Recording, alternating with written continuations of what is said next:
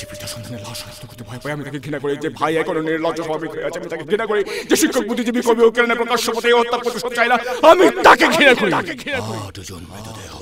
চেতনার পথ জুড়ে শুয়ে আছে, আমি অপ্রকাশিত হয়ে যাচ্ছি। আট জোড়া খোলা চোখ আমাকে ঘুমের মধ্যে, আমি চিৎকার করে উঠি, আমাকে রাখতে হবে না উদ্যানে সকল সময়ে, আমি উন্মাদ হয়ে যাব, আত্মহত্যা করবো, যা ইচ্ছে হয় তাই করবো। এই মৃত্যু উপত্যকা আমার দেশ না,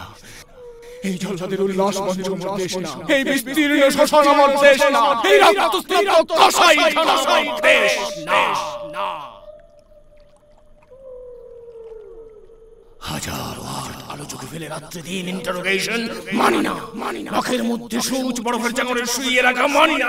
আবিতে ঝুলিয়ে রেখে যতক্ষণ না রক্ত ঝরে নাক দিয়ে মানি না, ঠোঁটে করে পড়ে জ্বলন্ত শলাকায় মানি না, মানি না,